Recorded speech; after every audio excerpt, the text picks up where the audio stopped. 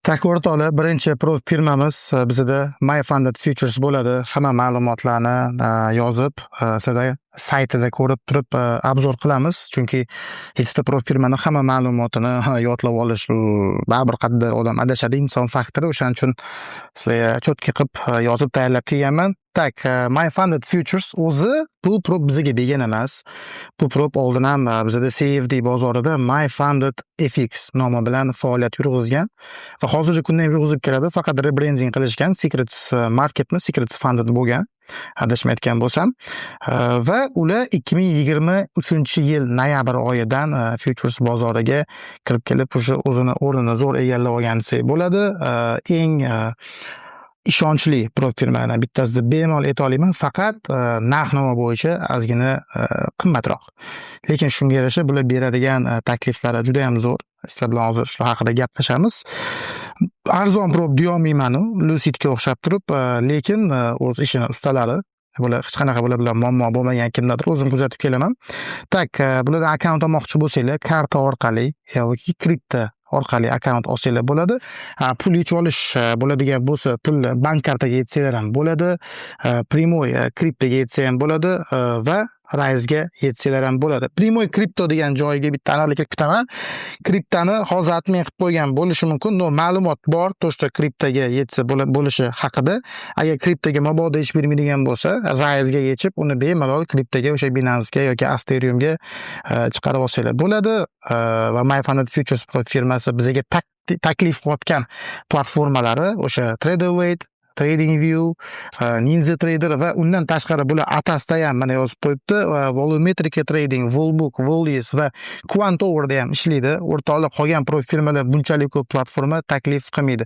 Shu tomonlama juda ham zo'r. Ya'ni oramizda bo'lishi mumkin, kimdir Quantoverda ishlaydi, kimdir Volumetricda ishlaydigan kam bo'lsa ham, shunaqa trader bolalarni taniyman. Boshqa profitlar unaqa platformalar taklif qilmayapti. Bular bo'lsa taklif qilyapti. Kelinglar sizlar bilan bo'lmasam ya'ni akkauntlarni shart-sharoitlari haqida ko'rib chiqamiz. Xo'sh, o'rtoqlar, ko'rayotgan bo'lsanglar, mana My Funded Futures veb-sayti. Tak, juda ham dizayn chiroyli. Ko'rganinglardek. Tak, srazu kelinglar muddaoga o'tamiz. Ya'ni akkauntlarning narx-navosi, shart-sharoitlari haqida sizlar bilan gaplashamiz. Burada qaranglar, juda ajoyib bo'lgani, boshqa futures profit firmalariga kirsanglar, ularda birinchi tariflar beriladi. Bu bitta tarifni tanlaganingizdan keyin ular sizga bu tarifda necha pulli akkauntlar olsangiz bo'ladi, o'sha haqida ma'lumotlar beradi. Bularda boshqacha. Bularda siz birinchi akkaunt tanlaysiz. Masalan, kelinglar 50 milli haqida gaplashamiz. Bularni yechchi xuddi men solishtirib bergandek, o'zingizlar ko'rib solishtirib olsanglar bo'ladi, bir xil bo'ladi. Qaranglar, 50 millida qanaqa bizga tariflar berilyapti. O'zi bularda My Funded Futuresda Scale, Core va Pro tariflari bor. Lekin hozirgi kunda Scale'ni sotishmayapti. Endi qachon qaytadi bilmayman. Scale o'rniga bizga Rapid berilyapti. Shunda bu yerda Rapid, Core va Pro akkauntlari taklif qilinyapti. 50 millini ko'radigan bo'lsak, mana Rapiddan boshlaymiz. O'rtoqlar, My Funded Futuresda mana ko'rib turibsizlar, Month deb yozib qo'yibdi. Ya'ni My Funded Futures bu oylik to'lov asosida. Siz imtihonni sotib olsangiz, mana hozir chegirmada Rapid 50 millini 126 ga sotib olsangiz bo'ladi va bu oylik to'lov. Siz olasiz. Bir oydan keyin agar siz imtihondan hali o'tishga ulgurmagan bo'lsangiz, bu imtihon akkauntingiz o'rtoqlar kuyib ketmaydi. Siz dars ishlayversangiz ham bo'ladi. Shunchaki mana shu 126 ni va bitta narsani eslab qolinglar. Ikkinchi oyga to'lov qilayotganda chegirma narxida emas, original narxida to'lovi sizdan yechib oladi. Boshqa proplar ham, My Funded Futuresda ham shunaqa. Ya'ni ko'plar o'ylayapti, bir oyda o'ta olmasam, uje boshidan boshlashim kerak deb. Yo'q, siz boshidan boshlamaysiz. Shunchaki siz yana shu pulni to'lab, obuna puli desak to'g'ri bo'ladi. Shu pulni to'lab qo'yasiz, dalishni boshlayverasiz. Lekin bir oyda o'tsamchi degan savolni ham ko'pchilik beryapti. O'rtoqlar, obzorlarning ichiga iloji boricha savollarga ham javob berishga harakat qilib ketaman. Agar siz bir oygacha o'tib qo'yadigan bo'lsangiz, bu yil sizdan hech qanaqa to'lov olinmaydi. Ya'ni siz shu $126 evasiga 50 ming funded oldingiz degani. U yog'iga oyma-oy ishlab boradigan bo'lsangiz ham boshqa hech qanaqa $1 sizdan ham to'lov olinmaydi. Bu faqat o'tolmasangiz har oylik obuna narxi o'rtoqlar. Tak, Rapid haqida gaplashamiz. Rapid o'zi yaqinda qo'shildi. Rapidni eng ustun tomoni deb bular aytishyapti. Mana payout frequencyga keladigan bo'lsak, o'zi kelinglar solishtirib keta qolamiz. Shunda ham tezroq, ham osonroq, tushunarliroq. Payout frequencyga keladigan bo'lsak, bizda Rapid har kuni pul yechish imkoniyatini taklif qilyapti. Core akkauntlariga qaraydigan bo'lsak, ya'ni core tarifida biza har hafta pul yechsak bo'ladi. Pul yechish, ya'ni payout bo'yicha batafsilroq shu videoning oxirida tushuntirib beraman. Chunki kimdadir buffer yig'ish kerak, ya'ni payout qilishdan oldin birinchi ko'tarib olish kerak, qayerdadir 5 kun daromad qilish kerak, hammasi har xil. Batafsil tushuntiraman. Tak, har hafta pul yecha olamiz Core'dan. Pro'dan bo'ladigan bo'lsa, Pro'dan biza bi-weekly deganda har 2 hafta, ya'ni 14 kalendar kuni. Xuddi CFDga o'xshab, bugun mana ishlashni boshladingiz, 3 kundan keyin siz уже payoutga tayyor qilib qo'yadigan bo'lsangiz, bo'ldi. Siz 13 kun, 12 kun kutasiz, shu bilan уже payoutingizni olsangiz bo'ladi. Profit target hammasida 3000. 3000 qilsangiz imtihondan o'tasiz. Max position 5 ta kontrakt beryapti Rapidda yoki 5 ta bu уже hamma instrumentga taalluqli. No, Nasdaqda mikroda ishlayman desangiz 50 ta ochsangiz bo'ladi. 5 ta emas, 50 ta mikroda, 5 ta minida ochsangiz bo'ladi. Tak, Core'ga keladigan bo'lsak, Core'da mana 3 ta beryapti bu yerda. Pro'da ham 3 ta beryapti. 50 ming akkauntda. Soответственно, o'rtoqlar 100 ming tanlaydigan bo'lsak, 100 mingda уже mana ko'ryapsizlar, 100 mingda уже bizga Core akkaunti berilmayapti ham. Ya'ni qaysidir mana 150 mingga o'tsa ham Core yo'q. Demak, Core faqat mana o'rtadagi akkaunti 50 minglik depozit tanlasanglar 50 minglikda bor deyapti. Lekin bu ham aytmoqchi bo'lgan narsa, masalan 100 minglikni tanlasak, уже kontraktlar soni, profit targeti albatta baland. Sizlar o'zingizlar o'tib har bittasini ko'rib olsanglar bo'ladi. Просто video kattalashib ketmasin, ko'p vaqtinglarni olgim kelmayapti. Kerakli joylarni ko'rsatib ketyapman. Mana 50 minglikni misolida. Undan keyin daily loss limit ko'rib turganlardek My Funded Futures akkauntlarda daily loss limit yo'q o'rtoqlar. Max drawdown bu общий prosatkamiz shunda 4% bo'ladi. Ya'ni 2000 ga tushirib qo'yadigan bo'lsak, ya'ni 48 mingga tushirib qo'yadigan bo'lsak balansi, shu bilan o'rtoqlar imtihondan yiqilgan hisoblanamiz. Drawdown mode bizda EOD. EOD degani end of the day. End of the day bo'lyapti. Qaranglar, o'zi ikki xili bor drawdown modda. EOD bor, keyin intraday trailing bor. EOD o'zi ikkasini farqini tushuntirib o'tmoqchiman. Sразу EOD bo'lsa, o'zi proplarni olayotganda EOD deganni, ya'ni end of the day tanlab olinglar. Chunki intraday trailing bo'ladigan bo'lsa, masalan, EOD da siz bugun kunni $1000 bilan yopdingiz. Ya'ni 50 minglik akkauntni 51 ming qildingiz. Ertangi kuni ishlashga kelyapsiz. Sizni mana prosatkangiz 48 mingdan 49 mingga ko'tarilib qolgan bo'ladi. Bu EOD da, ya'ni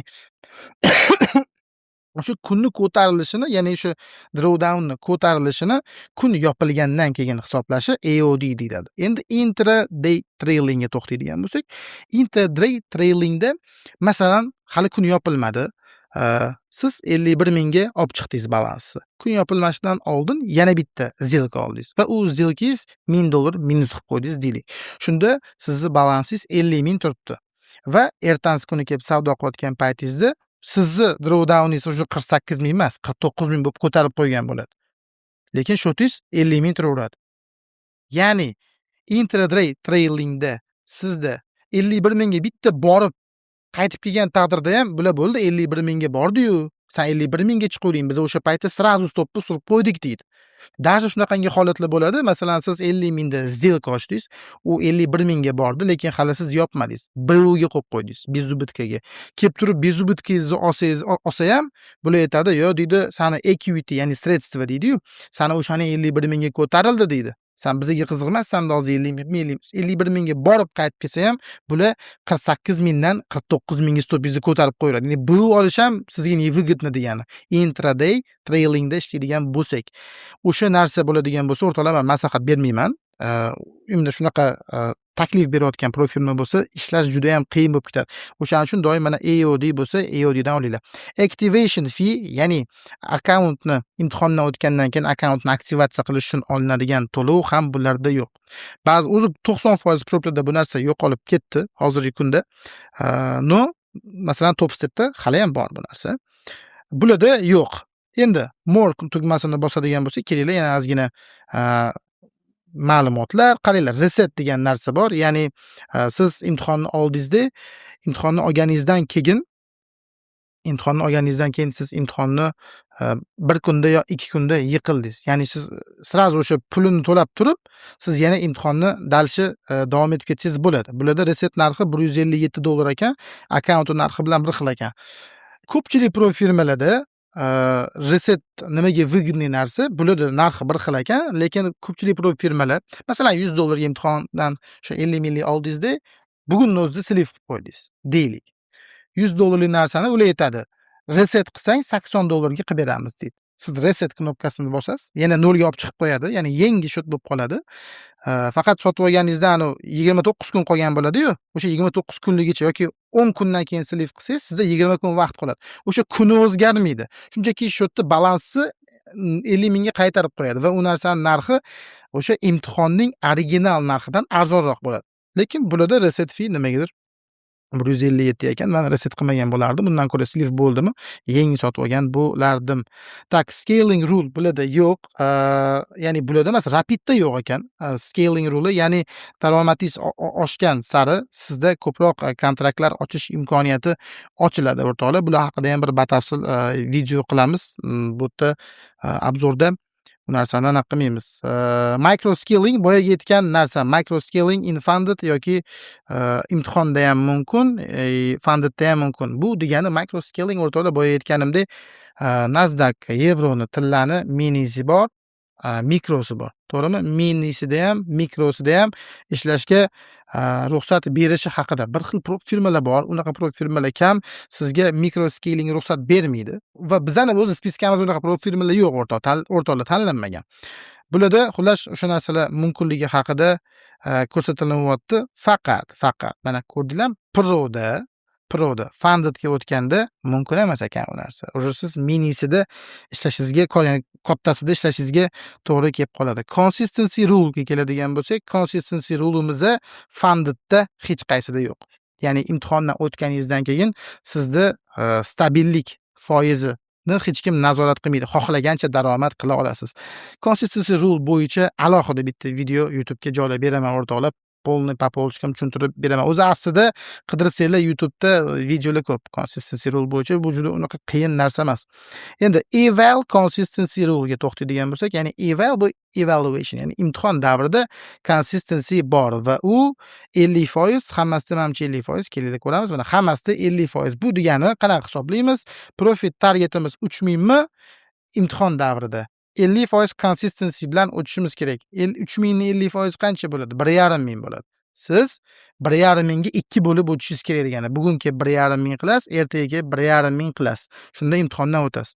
Shunaqa holatlar bo'lyapti, savollar so'rashyapti. Bugun 3000 qilib qo'ysam nima bo'ladi? Mana bugun 3000 qilib qo'ydim. Consistency oshib ketdi. Endi nima bo'ladi? Imtihonni olib qo'yishadimi deydi. Yo'q, imtihonni siz yo'qotmaysiz. Futuresda imtihonni yo'qotish yagona yo'li siz mana drawdownni urib qo'yadigan bo'lsangiz, o'shandagina yo'qotasiz. Xo'sh, bunaqa holatda nima qilinadi agar 3000 urib qo'yildi bugun? Siz ertaga kelib turib yana savdo qilishingizga to'g'ri keladi va ertaga shunaqangi summani qilishingiz kerakki, consistency 50 ga tushishi kerak. Ya'ni siz yana 3000 qilishingiz kerak. Shunda ikkita 3000 va общий foydangiz sizga $6000 bo'ladi. Tushundingizmi nima deyotganim? $6000 foyda qilgansiz, 1 bo'lib 3000 qilgansiz, 2 bo'lib 3000 qilgansiz. Shunda siz imtihondan o'tasiz. Siz aytishingiz mumkin, "Voy to'xta, profit target 3000 ku. Qanaqa men 6000 qilaman?" Siz 6000 qilishga hech kim qarshilik qilmaydi sizga. Bular sizga 3000 qilgin, consistency 50% bilan deb shart qo'yibdi. Agar 50% bilan 3000 gacha ham qila olmadingmi, baland bo'lib qoldimi, dalish yana savdo qil deydi. Ruxsat beradi. 5000 qilishingizga, 6000 qilishingizga ruxsat beradi. Bemalol savdo qilaverasizlar.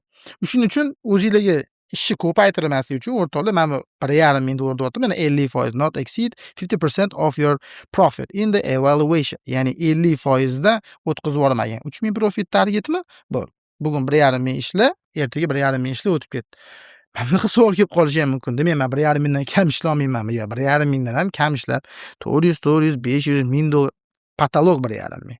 Ungacha bo'lgan xohlagan summani bemalol yopsanglar bo'ladi va shunaqa taklif beryapti bizga o'rtoqlar. Tak, unda o'ylab qaraydigan bo'lsak, akkauntlar narxi Bifund Futuresda tak ozgina qimmatroq ham degan bo'lardim. Core'imiz yaxshi akkaunt narxi, lekin payout masalasini xosligiga tushuntiraman. O'shanda o'zinglar tushunib olasizlar. Atak narx-navosi, ya'ni imtihondan o'tish shart-sharoiti yomon emas. Kelinglar sizlar bilan именно mana Rapidda, Core'da va Pro'da payout qonun-qoidalari bilan hammasida har xil bo'ladi-da. O'shalarni sizlar bilan ko'rib chiqamiz. Tak, o'rtoqlar, kelinglar sizlar bilan payoutlar qanaqa qilamiz, o'sha narsani ko'rib chiqamiz. Faqat men FAQ bo'limiga kirib ko'rsatgim kelmadi, chunki juda ham chalkash. O'shaning uchun men o'zim akkuratni qilib kerakli ma'lumotlarni notebookimda yozib qo'yganman. O'sha yerdan tushuntirib beraman. Qaranglar, Rapiddan boshlaymiz. Rapid. Birinchi bo'lib Rapidda o'rtoqlar, boyaga aytganimdek, bularni yangi tarifi. Bularda основной Rapidda urg'u nimaga berilyapti? Har kuni pul yechishga. Chunki shu kungacha MyFunded Futuresda har kuni pul yechish imkoniyati bo'lmagan. Uni Rapidda mana har kuni pul yechish imkoniyati bor, lekin albatta sizga bular nimadir yaxshi narsa beryaptimi, bu yerdan nimadir yomon narsa ham beradi. Profirma industriyasida, ayniqsa futureslarda sizga nimadir zo'r narsa beryaptimi, uni narxi baland bo'lishi mumkin. Nimadir вообще zo'r narsa beryaptimi, bu yerda nimadir yomon narsa sizni kutib turgan bo'lishi mumkin. Ya'ni doim balans bor o'rtoqlar, balans. Rapidda buffer qilish kerak. Buffer deganda sizni akkauntingizni drawdown prosatkasi nech pul bo'ladigan bo'lsa, siz o'sha narsani birinchi daromad qilib chiqarishingiz kerak degani. Ya'ni 50 minglikni misol bo'ladigan bo'lsa, 50 minglikda 2000 dollar prosatkamiz bor. O'sha 2000 dollarni birinchi fundedga o'tgandan keyin siz daromad qilishingiz kerak. 52 ming qilib ko'tarishingiz kerak. Siz 52 mingdan tepasini yetishni boshlaysiz. Tushundingizmi? 51 ming qilsangiz siz payoutga beraman siz yo'q. 52 mingga birinchi olib chiq deydi. Olib chiqqaningizdan keyin yetsangiz bo'ladi. O'sha bemalol yechaverasiz olib chiqib bo'lganingizdan keyin. Lekin u narsani men o'zim shaxsan sizga maslahat bermayman. Chunki siz uni 52 mingga bufferga olib chiqqaningizdan keyin eslab qolinglar. 50 ming 100 ga sizni drawdowningizni ko'tarib qo'yadi. Ya'ni bo'ldi, endi 50 ming 100 ga qaytara olmaysiz shu yerda. 52 ming turgan bo'lsa. Pulni yetish ham shuncha kirib ketadi. 52 mingga qilib 2 mingni hammasini yetsam nima bo'ladi? Siz agar unaqa holat bo'ladigan bo'lsa, sizga pulingizni yechib berishadi. Faqat akkauntingiz drawdownni urib qo'yding degan email bilan akkauntingizni yopib qo'yadi. Chunki bular 50 ming 100 ga ko'tarib qo'yadi. Endi mana savol kelib qolishi ham mumkin. 53 ming qildim, 54, 55, 56 qilyapman. Dalshi ko'tarilib keladimi orqamdan stop loss degan bo'lsangiz, yo'q, dalshi ko'tarilmaydi. Shu tomonlama ham adolatli bo'lganda hisoblayman. Bular prosta o'zini bezubitga olib chiqib qo'yadi bo'ldi. Ya'ni 50 ming rovna emas, 50 ming 100 ga olib chiqib qo'yadi. Bilmayman nimaga, shunaqa qonun qoida. Hamma proplar 52 ming 100 ga olib chiqib qo'yadi. Biz nima qilishimiz kerak shunaqa paytda? 52 mingga olib chiqqandan keyin iloji boricha shu 2 mingni yo'q deb hisoblash kerak. Ya'ni 2 mingni doim pasatga yopib qo'yish kerak. 53 ming qilish kerak, 1000 dollar yetish kerak. 53 ming qilish kerak, 1000 dollar yetish kerak. Shunaqa qilib ishlaysiz. Masalan, akkauntingiz 5 ta bo'ladigan bo'lsa, o'sha har bittasini kopiya qilib ishlaydigan bo'lsangiz, 1000 dan 5 ta akkauntda 5000 chiqarib olsangiz bo'ladi do'stlar. Consistency shart emas. Rapidda boyaga aytganimdek consistency qaralmaydi. Masalan, boshqa problarda fundedda consistency qo'yib qo'yadi. Bu narsani nimasi yaxshi? Consistency fundedda yo'qligi, siz zo'r kunlar bo'ladi-yu, masalan, chotga yuradigan kunlarda siz nech puldadir yopishga majbur bo'lmaysiz. Targetingizgacha ushlab turaverasiz, ko'proq daromad olib chiqib ketish uchun. Payoutni Rapidda boyaga aytganimdek har kuni qilsangiz bo'ladi. Har kuni payout qilsangiz bo'ladi. Faqat minimum payout olish summasi 500 dollar bo'lishi kerak va bo'lishish 80 ga 20. 80% sizga, 20% prop firmaga do'stlar.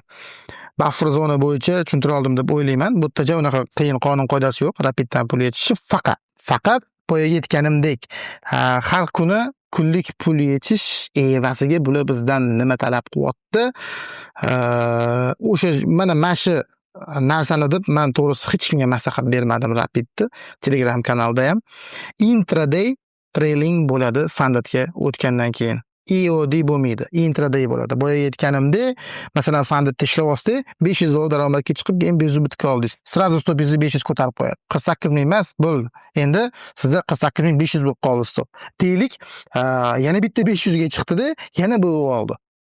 Sizni stopingizni srazu 49 ming ko'tarib qo'yishadi. Lekin siz shotingiz hali ham 50 ming turibdi. Hali ham 50 ming foyda qilinmagan. Lekin уже sizni prosatkangiz 48 mingdan 49 ming ko'tardi. Yana 1000 dollar zarar qilsangiz bo'ldi, fundedga kuyib ketasiz. Ana EOD bo'lsa, o'sha narsa ko'tarilmagan bo'lardi. Masalan, siz 500 foyda qildingiz-da, va 20 minutdan keyin 500 zarar qilib yubordingiz, sizni drawdowningiz 48 mingda turaveradi. Toki foyda qilib, kun yopilib, ertangi kun boshlanmagungacha pastdagi prasatga tepaga ko'tarilmaydi. Afsuski, mana men bor o'zim o'rtoqlar gapirib tomoq qilib ketdi. Mana Rapidda intraday trading bo'lar ekan va o'shaning uchun men o'zim shaxsan maslahat bermagan bo'lardim. Endi aytishingiz mumkin, yo bu baribir yaxshi-ku deyishingiz mumkin. Na vkus и свет, товарищ нет. Men o'ylayman, kimga ma'qul keladigan bo'lsa, men hech kimni Rapid olishdan qaytarmoqchi emasman, chunki o'sha aytganimdek Founded Next bu yaxshi prof firma. Bu yaxshi narsa taklif qilyapti bizga. Ya'ni ishonchli, sizga ma'qulmi bosish kerak. Men masalan Apex oladigan bo'lsak, o'sha Trader Kane'ni taniymiz, Jade Cap'ni taniymiz, 1 million 800, 2 million 200 bu bolalar shunaqa payoutlar qilishdi. Apexdan qilgan. Apexda ham Founded'da intraday trading bo'lgan aslida. Ya'ni siz Apple olsangiz, qilsangiz bo'ladi, lekin bozorda yaxshiroq takliflar bor o'rtoqlar. Men o'shani aytaman. Men ko'pchilikni baribir futuresga endi o'tayotganini hisobini olib, shunaqa maslahatlar beryapman. EOD'ni o'zida ishlash oson emas. Intraday bo'ladigan bo'lsa, вообще qiyinlashib ketadi. Ikkinchi tarifimiz esingizda bo'lsa Core edi. O'sha Core'ni o'rtoqlar, men sizlarga monitorda bo'lishib ko'rsatib bera olmayotgan sababdan tushuntirdim. My Funded Futures'da FAQ bo'limi sal tushunarsizroq, qiyinroq, kerak emas ma'lumotlar ko'pligi uchun kerak joylarni kutaman. Core tarifida payout qonun qoidasi birinchi navbatda 5 kun daromadli kun qilishingiz kerak. 5 kun daromadli kun kamida 50 milliy akkauntda $150 dan baland bo'lishi kerak. Shu 5 kun daromadli kun qilganingizdan keyin payout sizda ochiladi. Va Core'da eng maksimum $1000 dan yecha olasiz. Faqat $1000 dan yecha olasiz. Undan ko'p yecha olmaysiz. Va Core'da ham buffer qo'yishingiz kerak bo'ladi, по-любому. Core'da ham buffer qo'yib 5 kun daromadli kun qilib $1000 dan yechib yursangiz bo'ladi. Consistency keladigan bo'lsak, boya yuqorida aytganimdek, Core'da ham consistency yo'q o'rtoqlar. Core'da ham consistency yo'q. Tak, keling, Pro'ga o'tamiz, chunki Core'da boshqa gapiradigan narsani o'zi yo'q. Pro mana shu joyda sizlar bilan ko'proq gaplashmoqchiman. Pro plan. My Funded Futures yagona o'zim olmoqchi bo'lgan va sizlarga maslahat bera oladigan tarifim bu Pro plani va Pro plani yagona desam bo'ladi. Futures bozorida yagona plan bu. Nimaga? Chunki Pro planida har bitta traderga, bitta userga $100,000 gacha payout kelib turadi. Hech qaysi pro, mana aytaman, mana Core'da tepada 1000 yechasiz, 1 yechishda boshqa yecha olmaysiz. Boshqa yecha olmaysiz. Undan ko'p bermaydi. Va juda ko'p proplar albatta cheklaydi bu narsani va nimaga unaqa qilishini ham bir gapirib beraman YouTube'ga chiqib. Telegram kanalda batafsil tushuntirib bergandim. Shu videoni описаниесida Telegram kanalimni ham qoldiraman. Kerakli hamma taqir-tuqir linklar bo'ladi o'rtoqlar. Mana shu videoning описаниесida bemalol o'tib qo'shilib olsanglar bo'ladi. Qaranglar, 100 minggacha bemalol pul yetsanglar bo'ladi. Xoh 50 minglik bo'lsin, xoh 100 ming, xoh 150 minglik akkaunt bo'lsa ham sizda shuni o'zini boshqa hech kim taklif qilmayapti. Kelib bizda ishlar 90 ming payoutga ber, men senga yechib beraman demayapti. Bularda imенно pro akkaunt, o'shaning uchun prosi qimmat. Prosi rostdan qimmat, juda ham qimmat prosi. Boshqa akkauntlar bilan solishtiradigan bo'lsak, $227 turadi 50 kasi. 50 milliga. O'zim o'ylab qarasak, yana o'sha CFD davriga qaytadigan bo'lsak, CFD dan ancha arzon. Chunki CFD da 300 lar turadi 50 milliy akkauntlar, lekin Futuresda 50 milliy akkauntlarni 60, 70, uzoq $100 ga zo'r tariflar bilan sotib olsanglar bo'ladi, lekin bularda $227. Chunki sababi buni o'zini xaridorlari bor. Bundan 100 ming yechaman degan bolalar ko'pda. O'sha tomonlama ajalib turadi. 100 ming bemalol yetsangiz bo'ladi. Bularda ham buffer qilishingiz kerak bo'ladi. Boya aytganimdek 50 milliy akkaunt uchun $2100 qilishingiz kerak. Mana 100 milliy akkaunt uchun $3100 qilishingiz kerak. 150 milliy akkaunt uchun $4600 birinchi buffer yig'ishingiz kerak. Undan keyin sizga payout qilishga ruxsat berishadi. Va payout bularda o'sha CFD larga o'xshab har 14 kunda qilinadi o'rtoqlar. Ya'ni 5 kun daromadli kun qil, consistency bunaqa qil, hech qanaqa cheklovi yo'q. Shunchaki olding, bugun foyda qilding 40 ming masalan agar Apple olsangiz. Bo'ldi 13 kun kutganda pulingni yechib ol. boshqa hech qanaqa sizni cheklaydigan narsa yo'q. Shu tomonlama My Funded Futures men uchun juda ham top 5 da turadi desam bo'ladi. Bir dona pro akkaunt uchun, chunki boshqa men maslahat beradigan proplarda hech qaysida masalan 100 minggacha pul yechib beraman degan narsa yo'q, toki siz 6 marta payout qilib turib Sim Fundeddan live ga o'tmaguningizgacha. Sim Funded bilan live tushuntirib beraman nimaligini. Siz birinchi evaluationdan boshlaysiz, imtihondan, keyin funded bo'lasiz. Funded bo'lganingizda Sim Funded bo'lasiz. Sim Funded bu demo degani. Siz real bozorda savdo qilmayapsiz degani. Ular 5 marta sizni payout qilishingizni kutadi va cheklaydi. 3 mingdan yechib beraman, 2 mingdan yechib beraman deb cheklaydi. O'shandan keyin bemalol yechib olsanglar bo'ladi. Pulni 5 marta payout qilganingizdan keyin live ga o'tkazadi. Sim Fundeddan live ga o'tkazadi. Siz Sim Fundeddan ham pulingizni olasiz. Live ga o'tgandan keyin 3000 yech, 5 kun daromadli kun qil degan cheklovlar sizdan olib tashlanadi va siz xohlagancha pul yetsangiz bo'ladi, xohlagan kunda yetsangiz bo'ladi. O'sha farqi yo'q. Chunki siz o'sha real pul bilan savdo qilishni boshlaysiz. Tushundinglar? Lekin bularda mana shunaqa narsa yo'q. Srazu Sim Fundedni o'zida 100 minggacha qilsangiz bo'ladi. 100 mingdan ko'p bo'lsa sizga bermaydi. Nimaga? Chunki 100 minggacha pulni beradi, keyin aytadi sizni bularda ham Sim Funded bo'ladi. O'sha prosi. Endi live ga o'tkazamiz. Hamma Futures Pro firmalari oxir-oqibat maqsadi traderlarni saralab live ga o'tkazish. Lekin siz o'ylamang, to'g'ri, men imtihonni o'tar ekanman-da, keyin demoda ishlaganman. Demoda ishlaganingiz bilan sizga pulingizni yechib berishadi. O'sha 5 marta payout qilganingizdan keyin sizni live ga o'tkazishadi. O'rtoqlar, mana shu prosini men haqiqatan sharoiti bor bolalar, o'ziga ishongan, ko'proq pul yechmoqchi bo'lganlar bo'lsa, именно boshqa hech qaysidan tashqari My Funded Futures Prosini tavsiya bergan bo'lardim. Endi xulosa qilib aytayapman. Rapid bilan ko'r to'g'risi bundan zo'r takliflar ko'p bozorda. Lekin My Funded Futures Prosi bu juda zo'r narsa. 50 minglik olib 2100 3000 4000largacha buffer qo'yib, undan keyin chiqarmanda 3000 4000 foyda qilsangiz 50 minglik akkauntda chiqarmanda 4000 ni o'zini risk qiling. 4000 ni o'zini risk qiladigan bo'lsangiz 20 ming, 30 ming, 40 ming tepaga qarab, masalan 10 ming, 15 ming qilib 15 mingni foydani chiqarib olmasdan turib 15 ming bilan darz 100 mingga qarab qadam tashlasangiz bo'ladi va siz shu narsani eplay olsangiz, bu narsa juda qiyin va bu narsa sizga hozir hammaga maslahat berilmayapti. Oramizda bor shunaqa prop qidirib yurganlar. Meni maqsadim proplarni sizlarga obzor qilib berish. Bu moliyaviy maslahat emas. Shunchaki saytda bor ingliz tilida taqdim qilingan narsani sizlarga odam tushunadigan tilda tushuntirib berishga, misollar keltirishga harakat qilyapman.